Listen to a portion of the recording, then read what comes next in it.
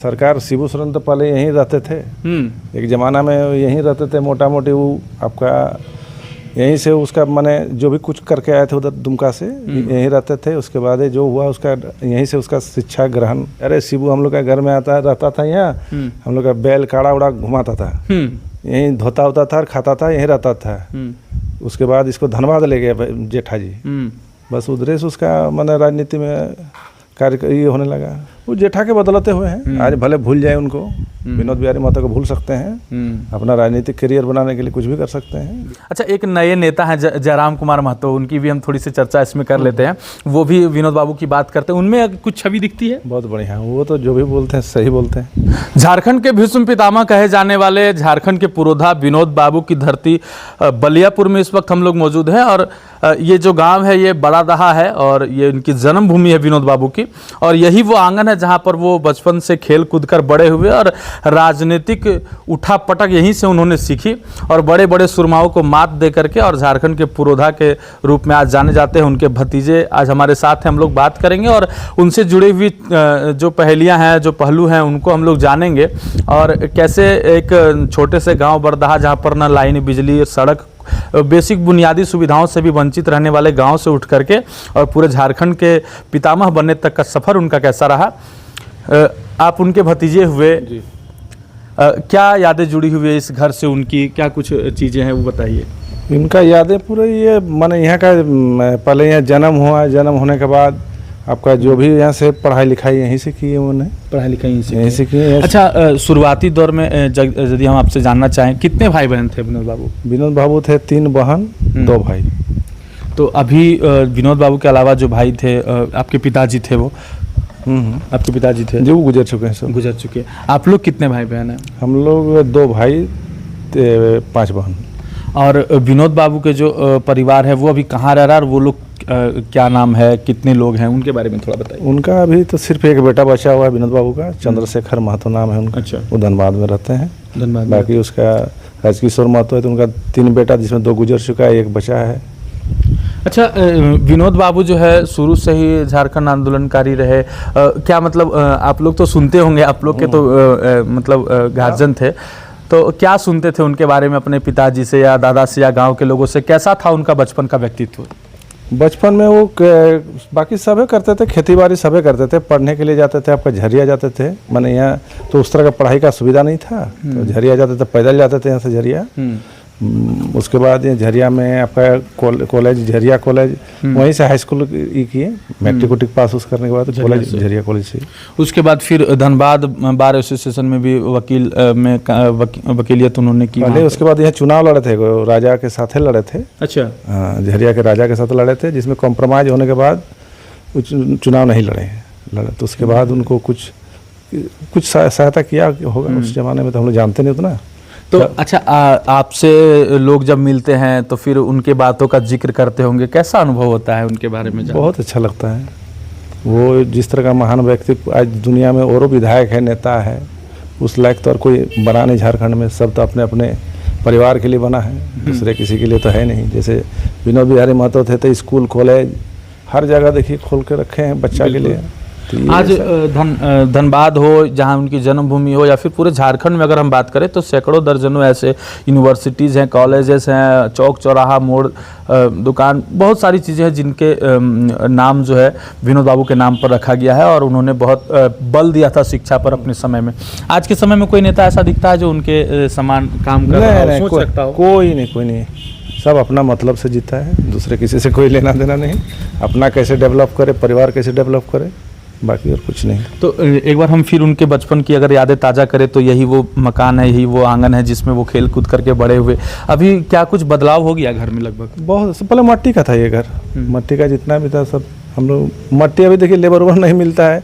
मट्टी का घर रखिएगा तो उसमें मिट्टी गोबर ये सब करवाना पड़ता था, तो मिलता नहीं। कबूतर भी देख रहे हैं बहुत सारा रखे हुए हैं, कब से रखे हुए हैं? ये मेरे दादाजी के ज़माना से है। दादाजी के ज़माने से। अच्छा, आपका क्या नाम है, आप क्या करते हैं? हम वही खेती बाड़ी करते हैं। खेती बाड़ी करते हैं। तो तो देख पा रहे होंगे ये उनके परिवार से है और ये जो पुराना मकान है पुश्तैनी मकान है विनोद बाबू का और यहाँ पर अधिक लोग रहते नहीं हैं, कुछ ही लोग रहते हैं चूँकि जानते होंगे कि गांव में रह करके पढ़ाई लिखाई उस तरह से व्यवस्थित ढंग से नहीं हो पाती, जिस कारण लोग कहीं ना कहीं शहर की ओर पलायन कर जाते हैं। वही हालात इन परिवारों की भी है।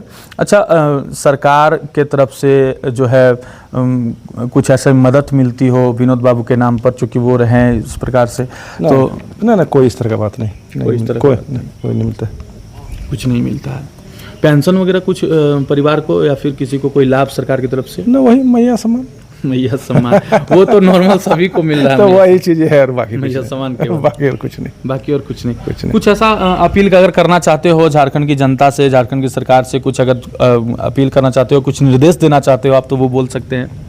क्या बोलिएगा, सरकार शिबू सोरेन तो पहले यहीं रहते थे, एक ज़माना में यहीं रहते थे, मोटा मोटी वो आपका यहीं से उसका माने जो भी कुछ करके आए थे उधर दुमका से यहीं रहते थे। उसके बाद जो हुआ उसका यहीं से उसका शिक्षा ग्रहण जो भी हुआ। अच्छा, अगर देखा जाए तो हमारे परिवार से भी हमारे नाना जी जो थे, महेश पांडे उनका नाम था, और विनोद बाबू के वो काफ़ी करीब थे। वो जब मंचों से कविताएं वो लिखते भी थे और वो उद्घोष भी करते थे कविताओं का। वो सुनाते हैं कि हम लोग विनोद बाबू और हम साथ में भी बहुत दिन रहे और साथ में आंदोलन भी वो लोग किए। शिबू सोरेन से उनका कैसा नाता रहा और शिबू सोरेन कैसे विनोद बाबू के करीब आए, वो चीज़ वो हम लोग नहीं था, हम लोग उसका टाइम हम लोग का ये नहीं हुआ था, हम लोग का 70 में जन्म है, उससे पहले का ये है। तो माँ सुनाती थी कि अरे शिबू हम लोग का घर में रहता था यहाँ, हम लोग का बैल काड़ा उड़ा घुमाता था, यहीं धोता होता था और खाता था, यहीं रहता था। उसके बाद इसको धनबाद ले गए जेठा जी, बस उधर से उसका माने राजनीति में कार्य ये होने लगा। एग्जैक्ट यही बात हमारे नाना जी भी बोलते थे कि शिबू सोरेन जो थे उनके घर में काम करते थे और विनोद बाबू के घर में काम करते थे। तो लेकिन ये बात हमको विश्वास नहीं होता था, पर आपने ये चीज़ बताई तो ये सच है, बिल्कुल सही बात बता रहे हैं। सही बता रहे हैं। माँ बोल रहे थे कि यहाँ काड़ा उड़ा धोता था, हम लोग का जानवर रहता था ना खेती के लिए, जानवर को धोता था, भैंसी वैसी रहता था उसको धोता था।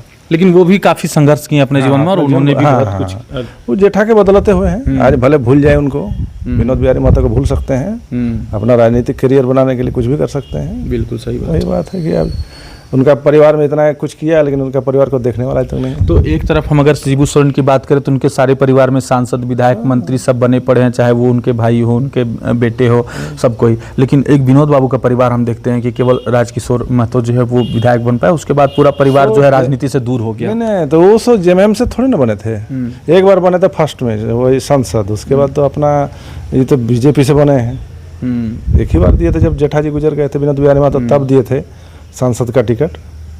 बाकी और तो उसके बाद ये लोग अपने क्या हुआ इन लोग के बीच में तो हम लोग तो उतना नहीं कर सकते हैं। जो भी हो, तो यही वो मकान है और जहाँ पर वो खेले बढ़े और लड़ाइयाँ उन्होंने लड़ी, झारखंड स्तर पर अपना नाम कमाया और झारखंड को भी एक जो है उन्नत झारखंड बनाने का अथक प्रयास किया। और प्रयास जो है उनके जाने के बाद लोग कर रहे हैं, लेकिन वो सफलता हासिल नहीं हो रही है। लोग अभी भी विनोद बाबू के सपने की झारखंड बनाने के प्रयास लगातार कर रहे हैं। अच्छा, एक नए नेता हैं जयराम कुमार महतो, उनकी भी हम थोड़ी सी चर्चा इसमें कर लेते हैं। वो भी विनोद बाबू की बात करते हैं, उनमें कुछ छवि दिखती है? बहुत बढ़िया, वो तो जो भी बोलते हैं सही बोलते हैं, वो सही बोलते हैं, उनका गुण उसमें दिखता है। उतना नहीं, लेकिन अभी नया है, देखिए आगे चल के क्या करता है। वो जो लकीर खींच के चले गए उन पर लोग चल ही सकते हैं, उनके बराबर तो नहीं हो सकते। नहीं, असंभव है जी। अभी का नेता में वो दम नहीं है, तो वो दम जयराम में दिखता है। अभी देखिए नया चेहरा है, आगे चल के क्या करता है उसके बाद। अभी तो 5 साल देखिए, अभी नेतागिरी की स्टार्टिंग है, अभी साल भर नहीं हुआ है, साल भर के बाद वो माया अभी नहीं जकड़ा है। नहीं, जब माया के चक्कर में अगर आए जब फैमिली होगा, बाल बच्चा होगा, तब समझ में आएगा उसका। अभी तो खैर अनमेरिड है, उससे क्या बोलेंगे हम। ये थे हमारे साथ विनोद बाबू के भतीजे और जिन्होंने सारी बातें बताई, किस तरह से राजनीतिक परिवेश रहा उनका और राजनीतिक गलियारों में उनकी चर्चाएं रही, परिवार जुड़े, कैसे परिवार बाहर गया, कैसे यहाँ से उनकी यादें जुड़ी थी, सारी कुछ इन्होंने बताई। इसके अलावा भी हम लोग ये सीरीज जो है झारखंड के जो जननायक है, महानायक है, उनकी बातें हम लोग अपने चैनल के माध्यम से उठाते रहते हैं। और 11 स्कोप से जुड़े रहें और इस सीरीज को देखते रहें।